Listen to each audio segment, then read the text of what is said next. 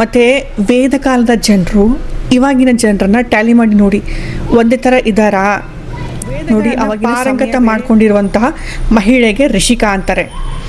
ಇವರೊಬ್ಬರೇ ಇಲ್ಲ, ಬಹಳಷ್ಟು ಋಷಿಕಗಳಿದ್ರು ವೇದ ಕಾಲದಲ್ಲಿ. ಇಂದ್ರದೇವ ಆ ಸುಗಂಧಕ್ಕೆ ಆಕರ್ಷಿತರಾಗಿ ಅಪಾಲ ಅವರ ಹತ್ತಿರ ಬರ್ತಾರಂತೆ. ಅವರು ಸೀದಾ ಅವರ ಬಾಯಿಯಿಂದಾನೇ ಸೋಮರಸವನ್ನು ಗ್ರಹಣ ಮಾಡ್ತಾರೆ.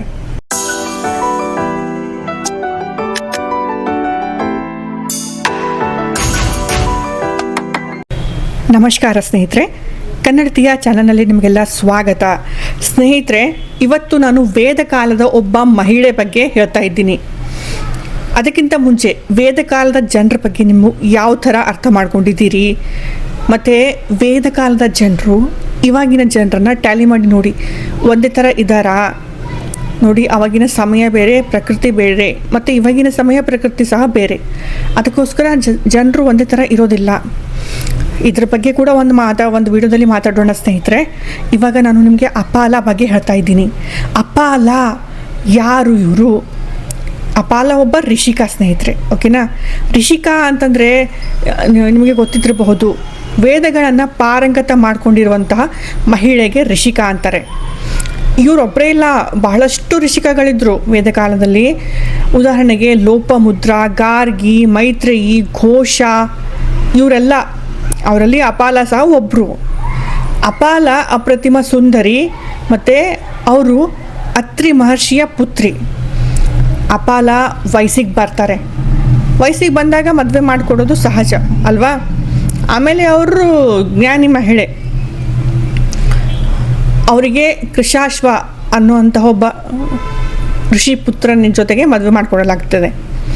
ಮದುವೆ ಆದ ನಂತರ ಗೊತ್ತಾಗುತ್ತೆ ಅಪಾಲ ಅವರಿಗೆ ಚರ್ಮ ರೋಗದ ಸಮಸ್ಯೆ ಇದೆ ಅಂತ ಹೇಳಿ. ಆ ಸಮಸ್ಯೆ ಸಹ ಉದರ ಭಾಗದ ಕೆಳಗೆ ಇರುತ್ತೆ. ಇನ್ನೂ ನಿಮಗೆ ಡೀಟೇಲಾಗಿ ಹೇಳಬೇಕಂದ್ರೆ ಸಂತಾನೋತ್ಪತ್ತಿಗೆ ಸಮಸ್ಯೆ ಉಂಟಾಗಬಹುದು. ಇದು ಗೊತ್ತಾದ ನಂತರ ಸ್ವಲ್ಪ ಕ್ಲೇಶ ಆಗುತ್ತಲ್ವಾ. ಅದೇ ಥರ ಅಪಾಲ ಅವ್ರ ಜೊತೆಗೆ ಆಗುತ್ತೆ. ಅಪಾಲ ಅವರು ಅಳ್ತಾ ಕೂಡೋದಿಲ್ಲ ಸ್ನೇಹಿತರೆ. ನಾನೇನು ಮಾಡಲಿ ಇವಾಗ ಅಂತ ಅಳ್ತಾ ಕೂಡೋದಿಲ್ಲ. ಅಪಾಲ ಅವರು ಮನೆ ಬಿಟ್ಟು ಹೊಂಟೋಗ್ತಾರೆ. ಮನೆ ಬಿಟ್ಟು ಹೋಗಿ ತಪಸ್ಸನ್ನು ಮಾಡೋಕ್ಕೆ ಶುರು ಮಾಡ್ತಾರೆ. ಆ ತಪಸ್ಸು ಯಾವ ಥರ ಹೇಳ್ತೀನಿ ಕೇಳಿ. ಋಗ್ವೇದದ ಕಾಲದ ಸಮಯ ಅದು. ಅಪಾಲ ಋಗ್ವೇದದ ಕಾಲದ ಮಹಿಳೆ. ಆ ಸಮಯದಲ್ಲಿ ಇಂದ್ರದೇವ ಅತ್ಯಂತ ಮಹತ್ವಪೂರ್ಣ ಭಗವಂತ. ಇಂದ್ರದೇವನ ಪೂಜೆ ಅಲ್ಲಿ ಮಾಡಲಾಗ್ತದೆ. ಮತ್ತು ಇಂದ್ರದೇವರಿಗೆ ಸೋಮರಸ ಅತ್ಯಂತ ಪ್ರಿಯವಾದಂತಹದ್ದು. ಆವಾಗ ಆ ಸೋಮರಸವನ್ನು ಕುಟ್ಟೋದಕ್ಕೋಸ್ಕರ ವಿಶೇಷವಾದಂತಹ ಕಲ್ಲಿರುತ್ತಂತೆ. ಆಮೇಲೆ ಸೋಮರಸದ ಒಂದು ಸಸ್ಯ. ಅಪಾಲ ಅವರಿಗೆ ಸೋಮರಸದ ಸಸ್ಯ ಸಿಗುತ್ತೆ, ಆದರೆ ಆ ಕಲ್ಲು, ಅದೇ ಥರದ ಕಲ್ಲು ಹುಡುಕಿದ್ರೆ ಅವರಿಗೆ ಸಿಗೋದಿಲ್ಲ. ಅದಕ್ಕೆ ಏನು ಮಾಡ್ತಾರೆ, ಅಪಾಲ ತಪಸ್ಸನ್ನು ಪ್ರಾರಂಭ ಮಾಡ್ತಾರೆ. ತನ್ನ ಬಾಯಿಯಲ್ಲಿ ಆ ಸೋಮರಸ ಸಸ್ಯವನ್ನು ಹಾಕ್ಕೊಂಡು ಅಗಿಯೋಕ್ಕೆ ಪ್ರಾರಂಭ ಮಾಡ್ತಾರೆ. ಆ ಸಸ್ಯವನ್ನು ಅಗಿತಾ ಮಂತ್ರಗಳನ್ನು ಉಚ್ಚಾರ ಮಾಡ್ತಾರೆ ಇಂದ್ರದೇವರನ್ನು ಪ್ರಸನ್ನಗೊಳಿಸೋದಕ್ಕೋಸ್ಕರ. ಅವರು ಆ ಸೋಮರಸದ ಸಸ್ಯವನ್ನು ಅಗಿತಾರೆ ನೋಡಿ, ಅದರ ಸುಗಂಧ ಇಂದ್ರದೇವರ ತನಕ ಹೋಗುತ್ತೆ.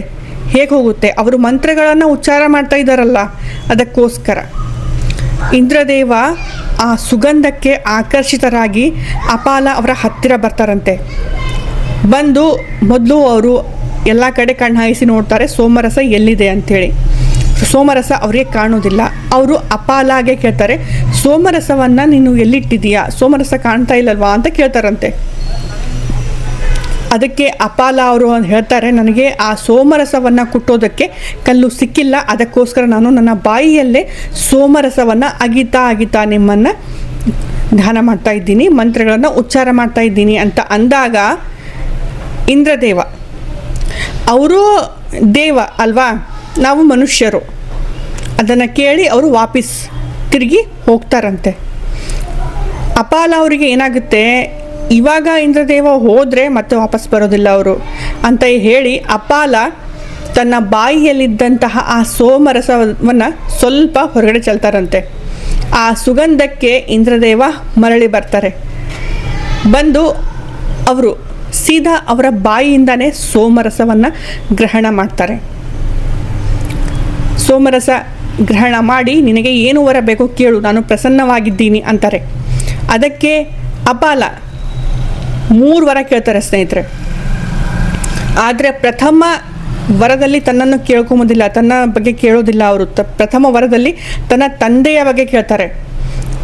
ಅತ್ರಿ ಮಹರ್ಷಿಯ ತಲೆ ಮೇಲೆ ಕೂದಲು ಇರೋದಿಲ್ಲ. ಆಮೇಲೆ ಕೂದಲು ಒಂದು ಮಾನದ ಪ್ರತೀಕ, ಹೌದಲ್ವಾ? ಆ ಸಮಯದಲ್ಲಿ ಸಹ ಕೂದಲಿನ ಬಗ್ಗೆ ಆ ತರಹದ ವಾತಾವರಣವಿತ್ತು.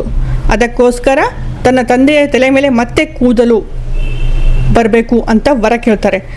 2ನೇ ವರದಲ್ಲಿ ತನ್ನ ತಂದೆಯಲ್ಲಿ ಹತ್ತಿರ ಇರುವಂತಹ ಆ ಹೊಲ ಗದ್ದೆಯೆಲ್ಲ ಮತ್ತೆ ಬೆಳೆಯೋ ಥರ ಆಗಬೇಕು, ಬಂಜರು ಭೂಮಿ ಬೆಳೆಯೋ ಥರ ಆಗಬೇಕು ಅಂತ ವರ ಕೇಳ್ತಾರೆ. 3ನೇ ವರದಲ್ಲಿ ತನ್ನ ಬಗ್ಗೆ ಕೇಳ್ಕೊತಾರಂತೆ, ನನ್ನ ಆ ಸಮಸ್ಯೆಯನ್ನು ಗುಣಪಡಿಸಿ ಮತ್ತೆ ನಾನು ಸಂತಾನೋತ್ಪತ್ತಿ ಮಾಡೋ ಹಾಗೆ ಆಗಬೇಕು, ಆ ವರ ಕೊಡಿ ನನಗೆ ಅಂತ ಕೇಳಿದಾಗ ಇಂದ್ರದೇವ ವರ ಕೊಡ್ತಾರೆ. ಅಪಾಲ ಅವರ ಆ ಸಮಸ್ಯೆಗೋಸ್ಕರ ಅವರ ರಥ ಇರುತ್ತೆ ನೋಡಿ, ದಿವ್ಯ ರಥ. ಆ ದಿವ್ಯ ರಥದ ಕೆಳಗಡೆ ಇಂದ 3 ಬಾರಿ ತೆಗಿತಾರಂತೆ ಅಪಾಲಾಗೆ. ಆ 3 ಬಾರಿ ಅವರನ್ನು ಎಳೆದಾಗ 3 ಸರ್ತಿ ಅವರ ಶರೀರದ ಚರ್ಮ ಸುಲಿಯುತ್ತಂತೆ. 3 ಸಾರಿ ಅವರ ಚರ್ಮ ಸುಲಿದಾಗ ಅವರು ಆ ಸಮಸ್ಯೆಯಿಂದ ಮುಕ್ತರಾಗ್ತಾರೆ. ಅಪಾಲ ಅವರು ಮತ್ತೆ ವಾಪಸ್ ಹೋಗಿ ತನ್ನ ಪತಿ ಹತ್ರ ಇದ್ದು ಜೀವನ ಮಾಡೋಕ್ಕೆ ಶುರು ಮಾಡ್ತಾರೆ. ಇದು ಆ ಸಮಯದ ಮಹಿಳೆ. ಅಪಾಲ ಅತ್ಯಂತ ಜ್ಞಾನಿ ಮಹಿಳೆ. ನಾನು ಹೇಳ್ತಾ ಇರೋದು ನಿಮಗೆ ಎಷ್ಟು ಅರ್ಥ ಆಯಿತು ಸ್ನೇಹಿತರೆ?